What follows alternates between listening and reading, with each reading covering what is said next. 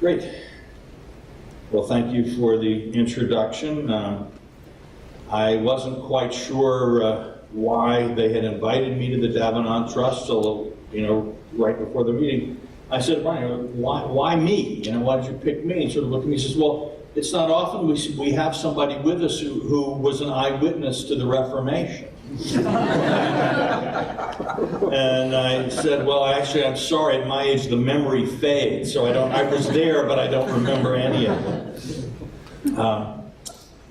It's good to be here tonight. And by the way, it's good to be with an audience that is this intellectual. And you can always tell an audience of intellectuals because they sit as far back in the room as possible. If you're with a group of journalists, they sit as close as they can. So you can just look out there and see what kind of people you're dealing with tonight. Groups like this, like the Davenant Trust, efforts like this meeting, I think they have more importance for the future of our country than all or almost all of the sort of vaporings and cliche-ridden publications that emanate from the various think tanks and sort of other kind of cliche factories in Washington, D.C. I really do think that people trying to deepen their knowledge of the foundations of Christian and Protestant culture and of the intellectual foundations of American life are going to, in the long run, make a greater contribution to the future of this country than may even seem possible as you look around now. What I thought I would do tonight is to talk about some issues in American foreign policy that I think are often ignored, but are actually pretty fundamental. And that, in my mind, they help us understand what does it mean, what does it mean to think about Christianity and foreign policy. To some degree, when somebody comes up to me and says, what this country needs is a Christian foreign policy, I do find myself a little bit perplexed because, I ask myself, what's the recipe for Christian cherry pie as opposed to cherry pie? And, I think it's no good saying, well, the Christian cherry pie is made with love. But if it's a bad cherry pie, as cherry pies go, it's not going to be a good cherry pie just because somebody calls it Christian. And I think that the same thing is true of foreign policy.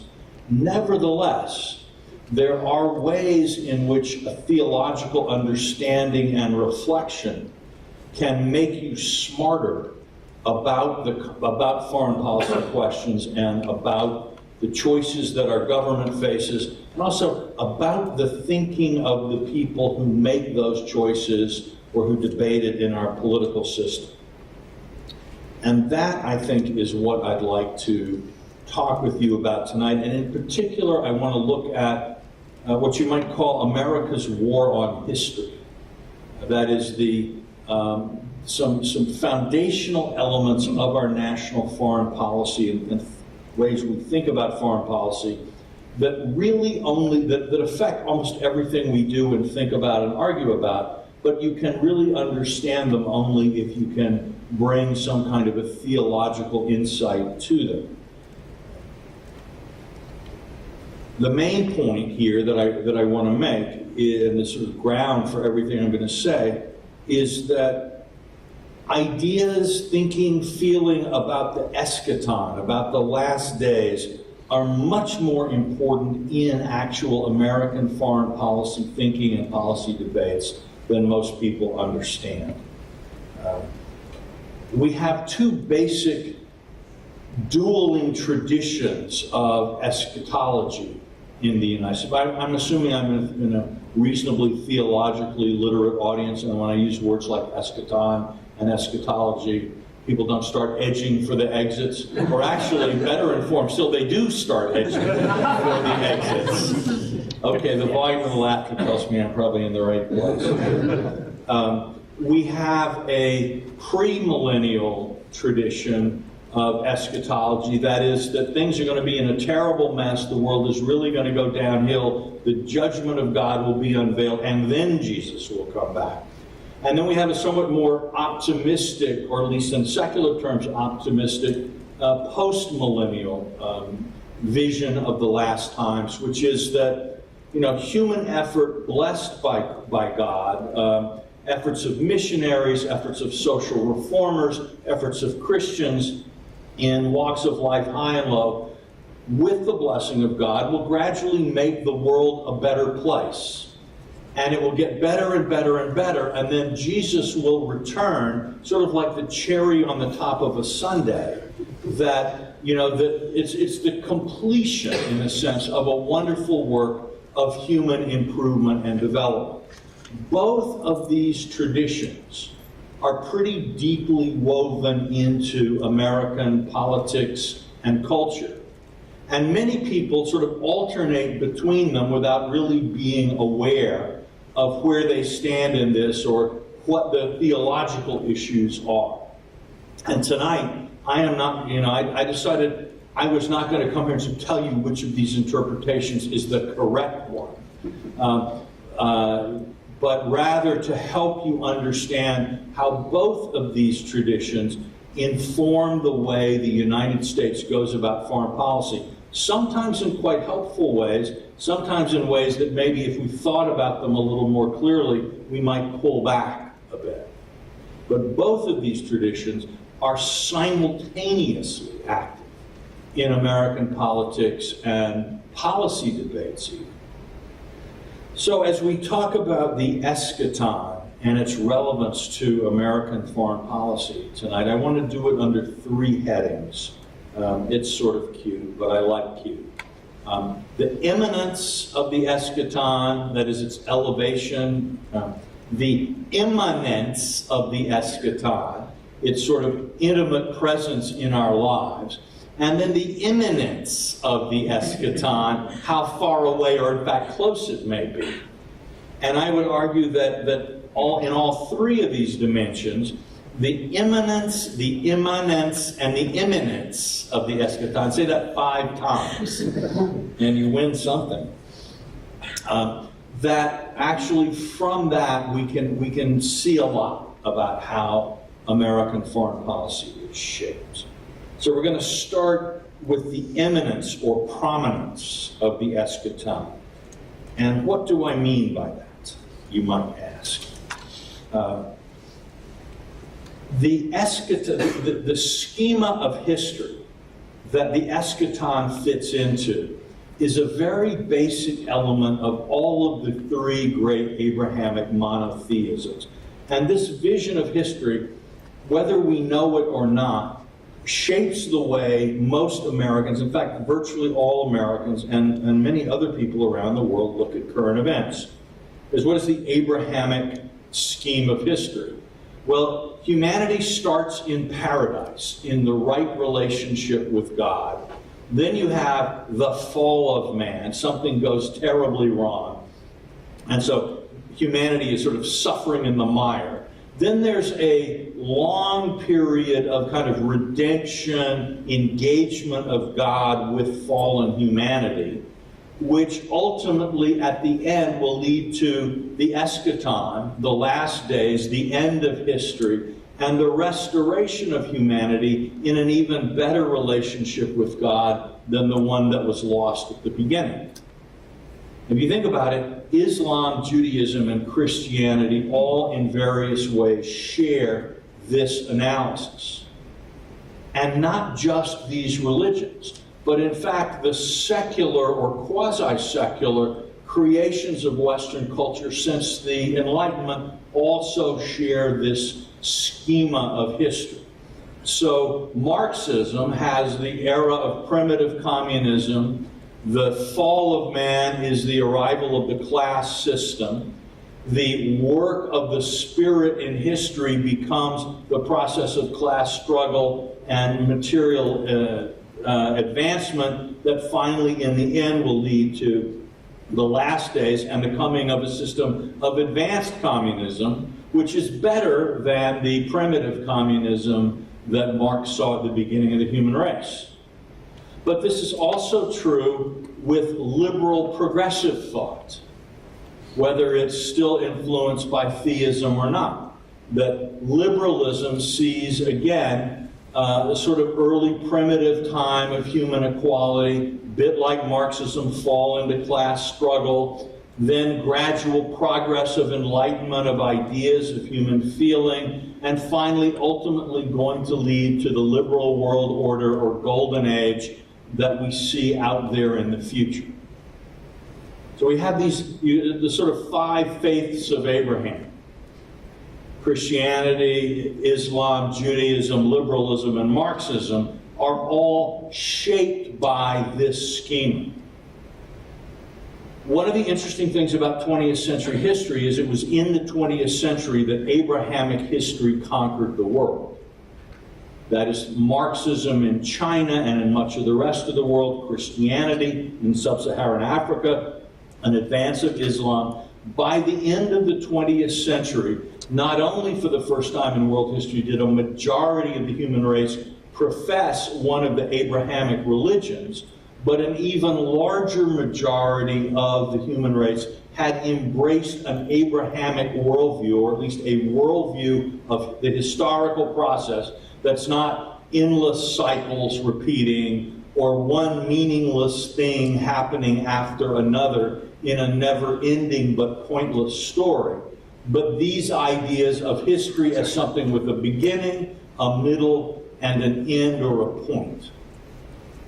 And also, there is an ethical, moral, spiritual dimension, even for people who hold to this view and aren't theistic in their personal beliefs, in that the values that we're seeing glimpsed at the beginning and then we hope for in the end should be affecting our behavior now. So if you're a good communist, you're supposed to ethically work for the advancement of the proletariat. If you're a good Muslim, you're supposed to advance the message of Islam to bring about the worldwide conversion to Islam, etc., etc., etc. If you're a liberal, you're supposed to do good progressive liberal things and vote for good progressive liberal candidates. And if you're a country, you should follow good progressive liberal policies in order to build this end of history, post-historical liberal world order. So we have these systems, similar but different systems, that cause us to think about what we're doing. And for the American nation, this is particularly important because the United States comes into being at a time in history when this Abrahamic schema in the West no longer looks like kind of an abstraction or sort of set of church doctrines. You know, if you went into a church in the Middle Ages, you would see painted on the ceilings pictures of the sufferings of sinners and the judgment of Christ at the end of time, but you wouldn't necessarily think, unless there was a plague or something happening, that the end of history, the end of days, had a lot to do with you, and what your king's tax policies were, right? This was a doctrinal idea. It was not necessarily a historical or political idea. It broke in with the Reformation and other points where people interpreted the events of their days in this, but often they didn't. The sort of medieval church, Middle Ages, loss of all of that. Liberty, loss of all of that classical knowledge, loss of all that pure Christianity. But then beginning with the Renaissance and then with the Reformation, then the sort of recovery of liberal government, of free government, the principles of free government in England and then the English colonies, people saw or thought they saw the hand of God visibly pushing the historical process toward an end. And they saw the American Revolution as a step forward in this process.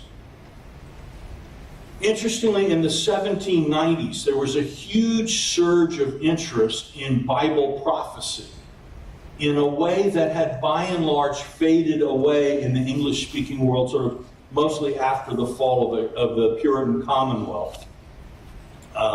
It was never went away completely, but it wasn't a kind of a mainstream occupation. You could sort of read a lot of John Wesley and not find a lot of apocalyptic speculation or prophetic speculation there, certainly not, say, compared to John Milton. But in the 1790s, the French Revolution comes along, and first the Catholic Church, the power of the papacy is broken. And the absolute monarchs of Europe that were in alliance with it are broken. Napoleon goes to Egypt, defeats what had for hundreds of years been almost the invulnerable Islamic empires on the board. He just brushes them aside and actually then goes to Palestine with a European army and invites the Jews to return. Napoleon wasn't particularly sincere about this. In Egypt, he let them think he was a Muslim. In Palestine, he was a friend of the Jews. And back in France, he was about as Catholic as you could get when it suited him. But nevertheless, what people saw was they would pick up the daily newspaper, and it looked to them like they were seeing the prophecies of the Bible coming true before their own eyes. Meanwhile, the French Revolution itself was, anti-Christian. They had a tribute to the festival of the goddess Reason. They persecuted priests and ministers. So history began looking kind of quasi-apocalyptic. At the time, America was becoming independent. And Americans during the 19th century had a sense of their country's destiny as not simply being another step in 10,000 years of 10,000 empires rising and falling, and someday America will be as forgotten as some of those Mesopotamian dynasties that no one can even remember, whether that's the high, the low, or the middle Assyrian, or what have you. No, history is moving toward a point, toward a climax. And it's our job to help it get there. The main movement in the 19th century that sought to achieve a post-millennial apocalypse, a progressive culmination of history, was the missionary movement, but also the social reform movements in Western countries. So you would have anti-slavery activists who were also supporting Christian missions in Hawaii, in China, in the Middle East, believing that the eradication of these social ills wasn't just a good thing because you were reducing social ills. It was also a step toward the permanent transformation of the world into something that would be in better harmony with the will of God. You were working with God to make the world right again.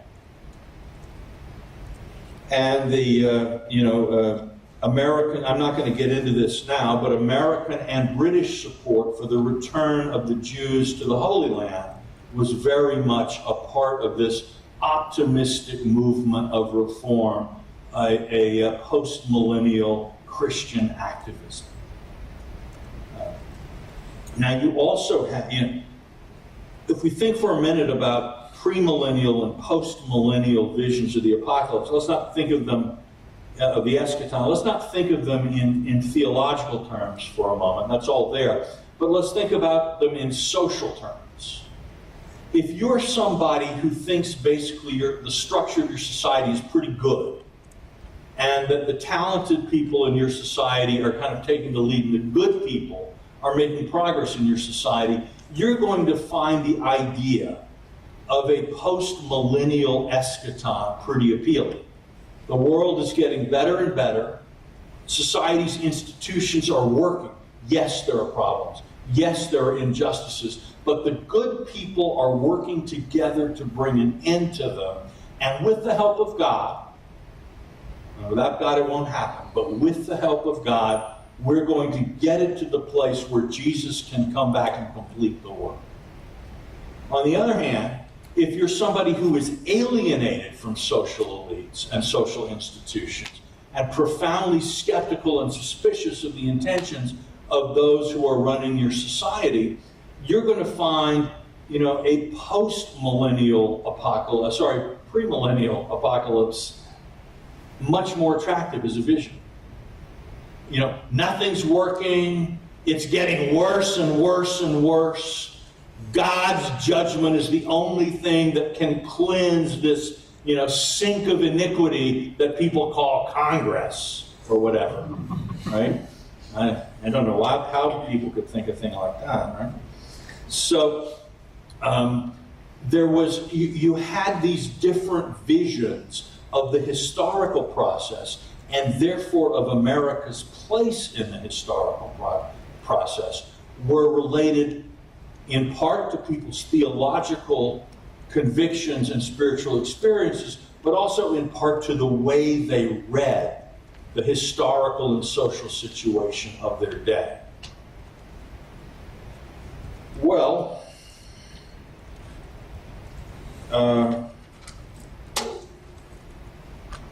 whether Americans were optimistic or pessimistic about where the world was headed, they consistently interpreted major events in the light of this grand historical overview.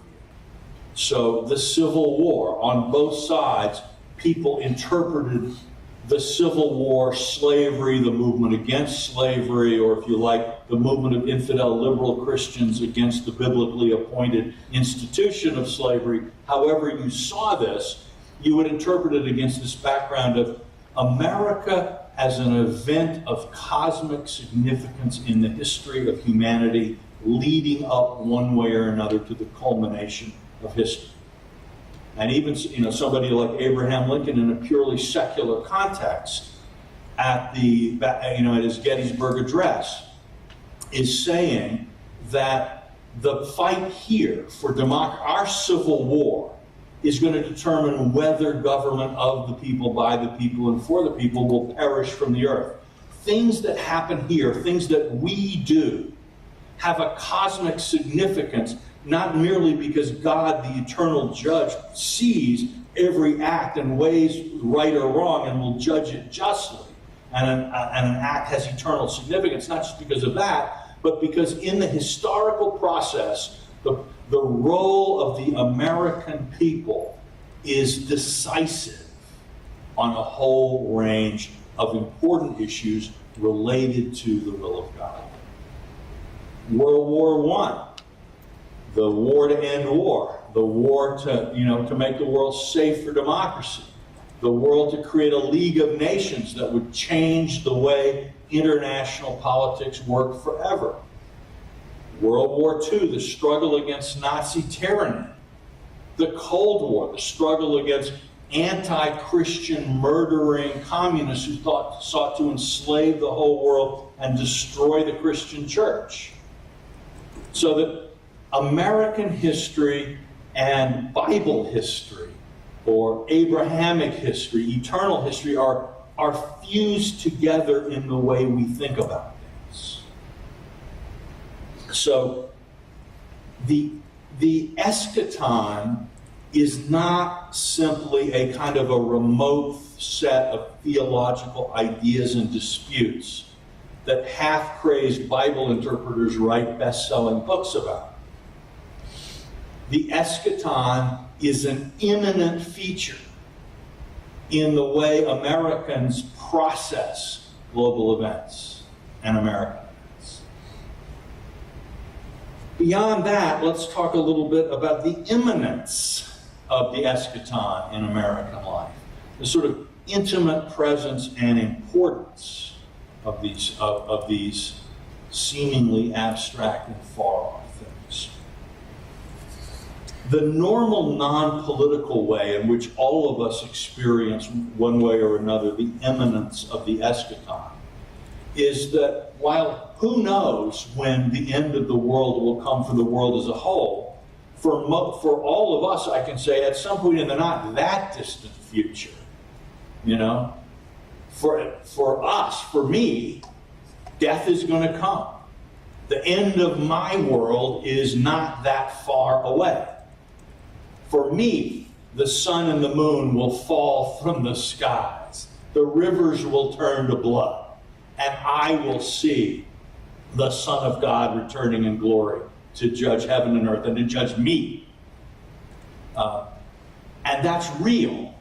And it doesn't go away. And by the way, in our death-denying culture, to some degree, a fixation on the apocalypse, on the eschaton, is one of the ways that some people, I think, in American Christianity are in a sense compensating for the absence of real teaching about death, and religion being, your faith being one of the ways that you prepare for this most personal of experiences. But beyond this, okay, where each of us feels the idea of the end of the age, of the end of the world, as a personal issue and not simply an out there for other people issue. It is also true that in American life today, in world life today, the eschaton is not just something that belongs to the future, it's something that in some ways feels like it's happening now. What do I mean by that? Well, one thing to think about, the opening of the age in which we live, I think, is the year 1945, where two things happen that changed the world forever. The first is that Soviet troops moving into Poland begin to liberate the Nazi death camps. And we start having photographic evidence, and we start seeing and hearing the stories about the Holocaust. Now, why is that a world-changing event? It's because the hope of the Enlightenment and the hope of the sort of pre-millennial apocalypse ideas had been that with the advance of science and technology, there'd be a moral advance to go with that. That humanity would be becoming more powerful, but as humanity became more powerful, it would become better and more responsible. So when you see a crime like this committed not in some remote outback of the world where you can say, well, they just haven't experienced science and technology yet. They don't have the advantages of universal education and university professors and all these other wonderful modern things. They've never even seen an economics textbook for things. All right. Now this is happening in Germany, the most enlightened, most developed, most progressive, I might even say most Protestant of the European powers. So the Enlightenment hope that science and technology can rescue humanity from night terrors and fear. You know, well, maybe we're less afraid of the night, but we're more afraid of each other. And of course, the other thing that happens is, in that year, is that humanity then demonstrates at Hiroshima and Nagasaki the development of weapons that, as they develop, could end life on Earth. So two realizations at the same time, that humanity is no better and may even be the worse for all of its scientific and technical progress, but at the same time, humanity has now achieved a level of scientific prowess in which increasingly we can hold the fate of our own species in our own evil hands. This is pretty powerful stuff. Those of us who are old enough to remember things like the Cuba Missile Crisis, if not the actual Reformation, you know, can remember when most of the adults around us didn't think, you know, thought there was an even chance that civilization wouldn't last the week. Now, we hoped with the fall of the Soviet Union that these fears could go behind us, but in fact, not just nuclear weapons have been proliferating, but threats to human life have been proliferating. So whether it's biological weapons, I see Bill Gates is now talking about engineered viruses that can kill 30 million people, and I do myself think in the end biology is scarier than physics in terms of what it can do. But we're seeing, even without the use of weapons, whether people worried about global warming and conditioned greenhouse that destroys life on Earth, or other forms of, you know, resource depletion, the list of ways in which people worry that humanity could kill itself is growing. And as this happens, politics begins to take on an apocalyptic or eschatological quality. where, you could find, say, I think we've all encountered environmentalists who sort of, at their gut kind of feel that, a 5-cent deposit on a plastic bottle thing can save the planet, or at least as a step, and that failing to endorse some piece of legislation might kill the planet. I'm not going to comment politically on any of this, and you can make all kinds of cases. But the fact is that there's a wider sense now that political decisions are eschatological decisions. You see what I mean? That the fate of humanity rests on the outcome of the political process. That changes the nature of politics. It changes the stakes in politics. It changes what people will do. Now, I've been talking about this all entirely from an American perspective, but it's a global phenomenon. And I would argue that the rise of jihadi violence and forms of religious radicalism in the Islamic world are an evidence of some of people who feel, again, that politics has now become a place of eschatological action. Islam is in danger. Islam must defend itself. Islam must attack while it can. So, and then that ratchets back on us.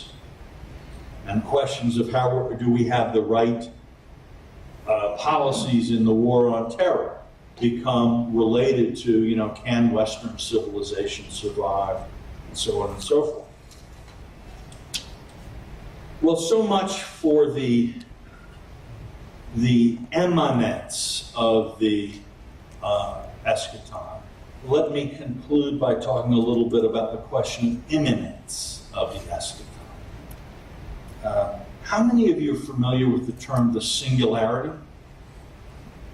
Okay, some of us are, some of us aren't. I'll just refresh the memories of those who are and stock the memories of those who are not. The singularity is a term that is used by a lot of futurists now. And basically the way to understand this is that they're talking about, if you think about the rate of technological change in human society over time. You could go back to, I don't know, 1 million years BC. Should I say BCE? Maybe I can still say BC. In which case, maybe I should say 6,000. But no. Okay. So 1 million BC, and we sort of plot the rise of technological progress and change on this. We see a line that doesn't move very much, very fast. Like somebody figures out a hot new way to chip a flint. Whee! All right, so it goes up a little bit. 3,000 years later, somebody lights a fire. Kaboom! But it's very, very, very slow.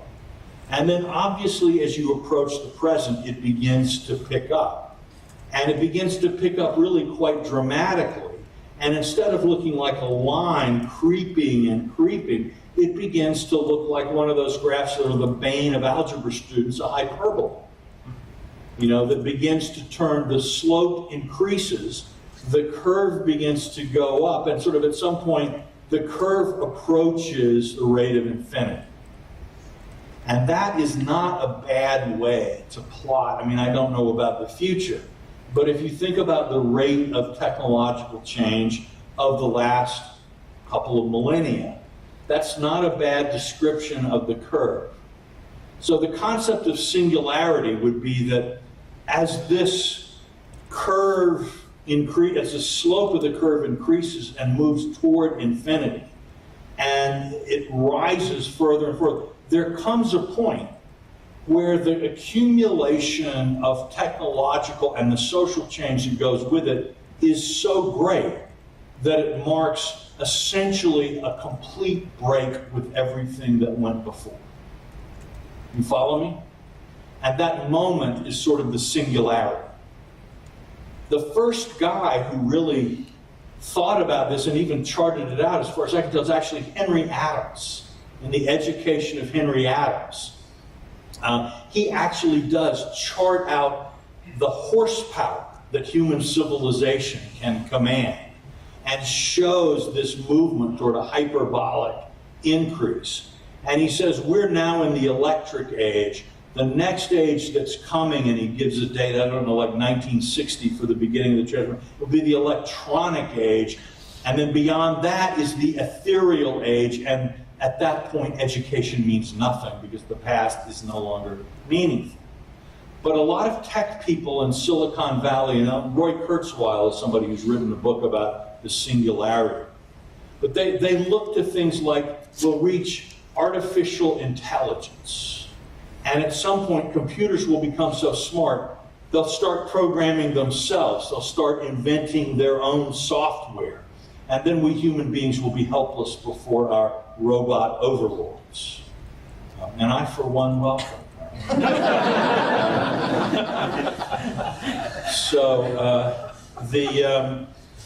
But this idea that the technological genie coming out of the bottle, or in a more positive scenario, we reach the point where you can upload your memories and yourself to the ether and sort of live immortally as a software simulation in a computer. And there are people, as you may know, in Silicon Valley who've said, like, well, my mission is to end death. The accelerating medical progress, the accelerating ability to deal with brain waves and other things as information that can be manipulated and managed, that we're moving toward an age when the rules of regular history no longer apply, and we're at a new, higher, fundamentally different stage. So, to bring some of this together, it seems to me that since 1945 at least, the traditional historical American preoccupation with apocalypse and with the eschatological nature of American history really sharpened. Since 1945, our foreign policy elite, with a lot of public support, has been making foreign policy on the grounds of we must put an end to history before history puts an end to us.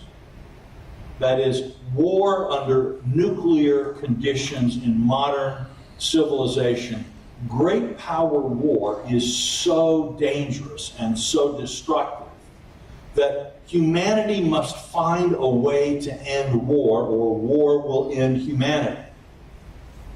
And that means, how do you get rid of war? Well, it's, things like NATO, things like the European Union.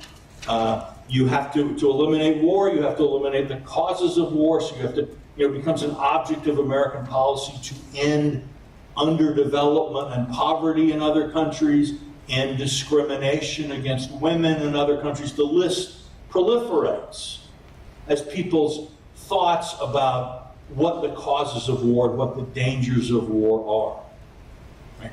This is a very, very radical way of thinking about foreign policy.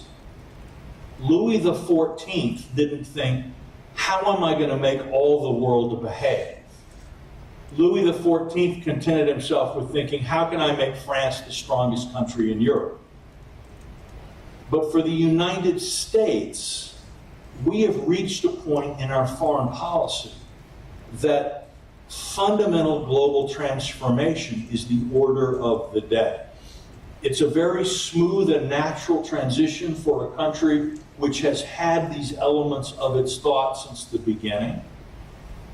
We have dissent over it. Our current president doesn't seem to be as enthusiastic about some of these ideas as our last president was, perhaps. Nevertheless, this remains this belief that America's mission is to win the war against history and to kill history before history kills us is a fundamental part of our national political covenant. It's worth thinking about in a way that I think many Americans and many Christian Americans haven't thought about it. Is that really what we should be doing? Is that realistic? What is Christian and not Christian about this? I think the intellectual and spiritual resources of Protestant Christianity have a lot to add to this debate. But I would say that up until now, I haven't seen much evidence that we are engaging at these levels with these kinds of questions. Anyway, thank you very much for listening so attentively, and I think we have a little bit of time for questions, unless I have completely overstayed my welcome. No? Okay, so now what's the protocol for questions? Somebody raises their hand and I point? You can do that, but I'm going to take the microphone. Okay, we've got a microphone. Yes. Great. Okay, so we have a mic. Wait for the mic, please, and then tell us who you are and ask your question. The question is normally a relatively short statement that could be punctuated grammatically with kind of a hook with a dot underneath it. That makes you know how we work. Just so it's every now and then it's worth reminding people of basic truths. My name's Kelby Carlson. I am a law student currently attending the Catholic University of America in DC. And my question is, why do you think that initially it was more the post-millennial optimists who were interested in seeing the Jews return to Palestine and reclaiming the Holy Land, and now you mostly see premillennialists, particularly premillennial evangelical Christians, that are interested in that? What changed? Well, for one thing, they got there. Again, what happens is that the first generation of British Christians, well, there are two streams out of which thinking about the return of Jews to the Holy Land comes into Protestantism. One is through German pietism, and one is through kind of mostly British Calvinism. And it's a complicated story, in both cases theologically, how these things work. But they do. But in the first generation of Christian activism in a kind of newly evangelical Britain, starting kind of 1790 and including the Clapham sect and people like Wilberforce, the Jews just don't really register that much with them. And these people are post-millennial, by and large, which had been the standard view of British Christianity, again, because it was the Commonwealth people, the Oliver Cromwell and the diggers and the levelers and the kind of people that Hanoverian England thought of as the dangerous crazies, who were the post-millennials. Sorry, premillennials. I can't get that straight. And and evangelicals, as they're moving back into the Church of England or trying to hold a place in the Church of England, are very concerned about respectability. And so they're just, they've got a consensus, it's a working consensus, and they're sticking with it. It's after sort of about 1815 things begin to change in British Christianity. Part of it is that the British government in 1815 in the Congress of Vienna aids in the restoration of the Pope. This was kind of a blow to a lot of British evangelicals. No popery was still a very, very strong force in England at the time. And then you can see the English establishment moving step by step to Catholic emancipation. And so they're starting to now feel, this is kind of a Northern Ireland thing in a way, but at this point it's diffused more broadly among English evangelicals. They're starting to see a darkening of the future. Meanwhile, you've got the factory system, the troubles of the Industrial Revolution. So the relative optimism of 1795 no longer looks as sustainable. And you get a generation of British evangelicals who are more looking toward a premillennial approach. And this group, for a number of reasons, ends up simultaneously, not necessarily causally, but simultaneously interested in the question of the Jews. over the next 50 years, the question of Palestine becomes politically important in England in a way that it hadn't been early in the 18th century. You should never ask me a question about a book I'm working on. I'll answer it at much too great of a length. But again, with the Suez Canal, Palestine is transformed from pointless strategic backwater to vital territory close to the most important waterway in the world from the British standpoint. So you start getting another sort of pump of energy. It becomes respectable to think about, to be both premillennial and sort of postmillennial and pro-Zionist in a way. But it's complicated. More questions? Or after what I did to that question, nobody wants it anymore. I see one. Oh, sorry, yes. Go ahead. No, go ahead. Gordon Middleton, Patrick Henry College. Using your eschatological framework for a moment, could you peer through that lens at the, I think it would be fair to say, ongoing debate over the issues of globalization, and particularly an aspect of that that is, I think, coming to the fore is this whole notion of national borders and how do we within Christendom think about that perhaps sub-element of that larger discussion. Okay. No, that's very good. Look, in 1990, we saw the beginning of, a real golden age of premillennial apocalyptic thinking. And since the American elite, even though it wasn't particularly religious, believed that the end of the Soviet Union was the end of history, and that we would see the triumph of liberal democracy everywhere around the world, and that free trade and free government would lead in very quick order to a global utopia, and that the U.S. could cut its defense budget, could withdraw in various ways from global organizations, spend less money on them, and yet the global progress toward liberal world order, or what George H.W. Bush, I think, at one point called the New World Order, would just move right ahead. Now, this form of kind of premillennial, post-millennial fantasy, where people think the golden age has arrived and history is over, is actually something that has been happening repeatedly in Anglo-American intellectual and cultural and political life, at least going back to the 19th century. So if you go back and you read the Archbishop of Canterbury's opening invocation at the great exhibition with the Crystal Palace in London in something like 1851, it's sort of, "We thank thee, O Lord, that the day of wars and tumults is over, and that the blessings of liberty and prosperity are transforming the world."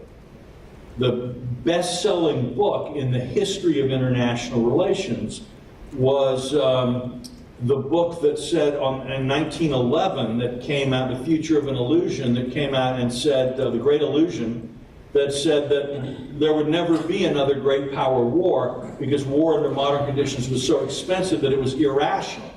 And no one would fight for irrational reasons. The sales of this book were incredible until like August 1914 or so, when there was an abrupt collapse. But then, of course, you saw it immediately after World War I, Woodrow Wilson and the League of Nations. Go back and read the New York Times in early 1919, and the faith that it was finally done. All of this historical horror had been done. They said, there are just a couple of questions to still remain to be answered. The future of Palestine and the representation of Ukraine at the peace conference. But other than that, it was pretty much done. So then again, you have it after World War II. Well, now they've learned, and the United Nations really will make it work. And then immediately after the Cold War. This is one of the ways in which the sort of eschatological assumptions of American culture have led us repeatedly into very expensive mistakes and caused us to base major national strategy on illusion and error. Now, I'm not saying everything's happened in the last 25 years is bad by any means, but that certainly the world is not now what people expected it would be back in 1990. So then the question is, as this dream of glory has unraveled, what's left?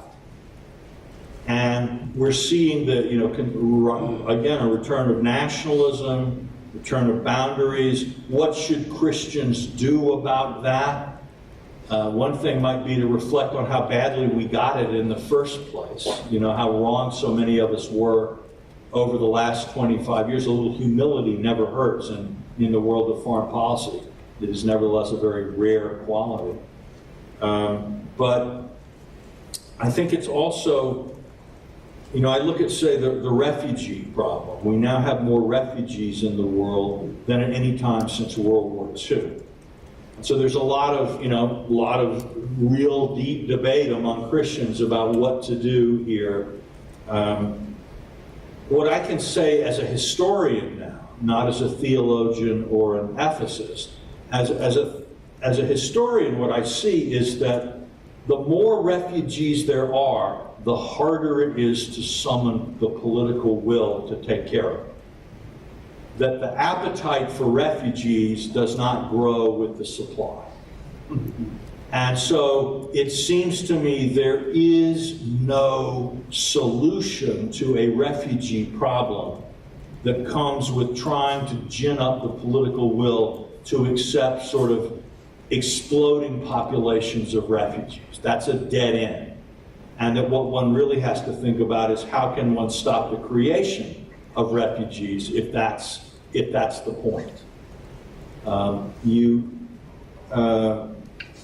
It's also, I think, a case, if you look at immigration in American history, which is another point of fact, the last time immigrants were this percentage of the American adult population was basically in about 1922. And in 1923, we cut immigration levels by 25%, 75% or more, and cut Jewish immigration to the U.S. by 90%. And then, even the Hitler's persecution of the Jews could not move the American public opinion to give them back. So I think there's a sense in which you can't expect a political society to sort of consistently perform at a level of saintliness. You have to think, when you want to think about, I believe that immigration is a positive good, has been a positive good in this society for hundreds of years. But I think as a politician, you have to think about sustainable levels of immigration. And you might want to think, okay, what's the highest level of immigration that doesn't create a backlash? What's the structure of that? And certainly, by the way, within that, an illegal immigrant, every illegal immigrant is far more destructive of a national pro-immigration consensus than a fairly significant number of legal immigrants. The sense that the borders aren't, if the elite 15 years ago had taken reasonable steps on border security, we wouldn't probably have elected a president who wanted to build a wall. So prudence has to be an element of your strategy in these things. I think it's, if we Christians weren't allowed to vote and weren't allowed to hold office and played no part in governing the country, it might be fine to sort of sit in the public square, and stand for purist solutions and sort of call for the highest possible standard of ethics. But since we are still tasked in part with governing the country, we have to think hard about cultivating consensus, political trade-offs, and prudence. It's a very long way of maybe not answering your question. But I think the other thing I would say is that part of the over enthusiasm for global order, liberalism, and all that stuff that we saw after the end of the Cold War was also an excessive confidence that textbook maxims of economics could be introduced into human societies easily and in a straightforward fashion. That in a sense it's a collapse of policy, of the realm of policy. You read the textbook, it gives you the list of good ideas in economics. Your job is just to implement those good ideas, and good things will happen. But in fact, again, what any society is prepared to accept and ready to live by are not always the same as textbook economics. And as a policymaker, your job, you have to make policy for the country you have, not the country you wish you had, or that your textbook thinks you have. And so we have not thought enough about the difficulties of policy, the human side of policy, and we've overplayed our hands in terms of sort of doctrines of economic law and other things. I say that without wanting to give people a license to just go like kick the law of supply and demand or comparative advantage out the window. That's not what I'm saying. But you have to think hard about how you do things. Yes? Microphone is behind I got you? the microphone, so. Oh, all right, you know what? I'm going to stop calling on people because he's giving people the microphone. I will just, when the last Q&A is over, the person with the microphone should start talking. I will start talking right now. Mark Tooley with Providence Journal, which is one of the co-hosts of this event. So your remarks are fascinating. My question for you is this: are the American people unique among all the peoples in believing that we could self-destruct as a nation through a lack of virtue? And if that's true, is that because of our unique sense of Protestant piety and our identification as sort of a new Israel? Or is it our identification with the ancient Greek and Roman republics and this belief that we could follow in their faith? I teach college. Not that many of my undergraduates come in with a lot of knowledge about Greek and Roman republics these days. So I'm not sure it's that. But look, in Saudi Arabia, people believe that if they're not faithful to their religious vision, their society will be destroyed. So we are in no way, shape, or form unique in that sense. Philip II believed, with actually a great deal of accuracy, that without the Catholic religion, his realm simply would dissolve and fall away, and it probably would have. So the Ottoman Empire saw itself on a mission from God to bring Islam to Europe. And so in many countries and societies, there is a sense that there is a moral foundation to the social order, and that if leaders or the public depart from that moral foundation, the order will corrode and ultimately fall away. That said, I think we have our own special mix of what are the reasons we have in the historical grounding. But the idea that the cohesion, Ibn Khaldun was the great North African scholar who wrote in a sense about solidarity as the glue that holds societies together, and did a theory of history based on how dynasties that come in from the desert lose their cohesion and solidarity and then implode. So it's not new and it's not unique. You've got the mic, sorry. I've got the mic right now, but go ahead and choose. Oh, I'm choosing. All right, I choose you. My name is Kyle Williams. I'm a PhD student at Rutgers University. I'm sorry. It's just, Fair enough. that's what I say to people who say, I want to be a writer. I'm sorry.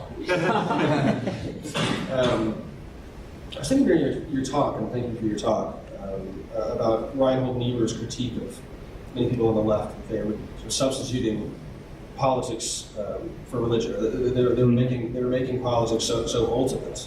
It was this belief that they could change the world and they could remake the world was a kind of idolatrous endeavor. I was wondering, how does that critique still stand today? Or I could put it a different way.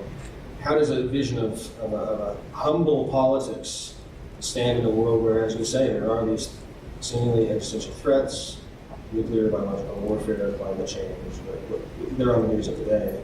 How do we sort of credibly offer a vision of a humble politics in this kind of rhetorical world that we live in? Well, you know, one thing I would definitely say is, you know, talk about wisdom of the Reformation, you know, did we in our own strength confide our battle would be losing? We should not be ashamed or afraid to say humanity is in a pickle from which humanity cannot extricate itself. That's the truth. Okay? The truth is, if the only way to prevent nuclear war that's going to destroy the planet is to eliminate poverty and injustice and universally nuclear disarm and create a parliament of man, we ain't going to do that. We don't know how. And even if such institutions were possible, we're not good enough to build them or live in them. So I think in our time, Niebuhrian humility involves a certain confession of humanity's existential dependence on the grace of God. Not merely as my salvation depends on the grace of God, but the continued existence of the human race, which we all know to be theologically true, but we sort of keep that particular truth walled up in a box, and we don't let that one out when we're thinking politics. So I think this is something we must do. I also think, by the way, that this actually, the situation of humanity today makes the apostolic kerygma more relevant than ever. In other words, the sense of existential threat, the inability of human means to solve this threat, the need for the grace of God to keep us going. It's interesting to me, by the way, one of the things that I wish Niebuhr had done more of, I think his ability to turn the concept of original sin into a secular political concept as well as a Christian theological concept was a significant achievement. I wish he had done something more with grace and found a way to talk about grace in a way that it can be part of a secular as well as a religious conversation. Because good things happen that we don't deserve as well as bad things. But I think failing to, as long as we continue to share the assumption of atheists and non-Christians, that somehow human efforts and human wisdom has to be enough to get us out of this mess, we're just locked in a box. We have to say that something greater, someone greater than us is needed. And that humanity's job is to cooperate with God, not to kind of lead God or create faiths accomplis for God. You don't have a question? No, that was too good. Okay. I sort of touched on what I wanted to ask. I think we have time for one more. Okay, well, here we have back here. Thank you. My name's Shane. I am a writer for the Colson Center. You mentioned how the shape of all of the different Abrahamic worldviews sort of coincides, but they're all in conflict in a way. And in this country, we've got these two views of Christianity and then secular progressivism that basically have that Abrahamic shape. Could you comment on how we got how those two views came to be at odds and have different eschatologies that nonetheless have the same shape? What's religious about this secular progressive worldview? Well, first of all, in American history, what we would now call secular progressives, most of them not only would have been going to church 40 years ago, but would have professed, and I think in many cases had, a true saving faith in Jesus Christ. I mean, God doesn't just save conservatives and damn liberals or the reverse. I think my favorite comment about God's judgment was the Frenchman who, after some noble had died, said, God thinks twice about damning a man of that caliber. Look, I think that secular progressivism represents an attenuated ideology that is still rooted in liberal Protestantism. And there is a kind of there's a Protestant principle that sort of, what you always want to do is get rid of the letter of the law in order to come closer to the spirit. All right? And so a secular progressive, often speaking psychologically and historically and culturally, is someone who started out as a Protestant Christian who gradually sees more and more of the baggage of organized religion, the so-called ethical laws of organized religion and so on, as so much bathwater to be thrown out. We might say, well, somewhere along the way the baby went too.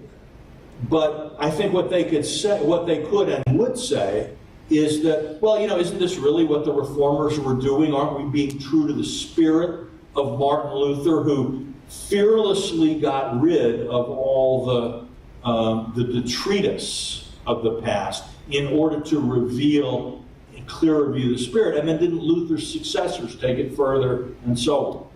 Now, again, in American history, now to bring it from the realm of theology to history, they have other good points to make. One of them being that, by and large, the case for slavery won out among conservative biblical Christians at the time of the Civil War. After all, slavery is never explicitly condemned in the Bible. Paul seems to endorse the return of fugitive slaves. And the Christian message could well be interpreted as, God calls Abraham just, and Abraham had slaves, and God never told Abraham to get rid of them. So how are you deriving, some ethical, you're too good for God. Your ethical views are nicer than God's. And that was what a very high percentage of American Orthodox Calvinists and others bought in, Baptists and others bought into at the time. And I can remember in the segregation wars in the South, by and large, the conservative Bible-believing communities saw segregation as part of God's will, either directly through some, curse of Ham or some curse of Canaan or something in the Bible, or through some other sort of convoluted theological reasoning.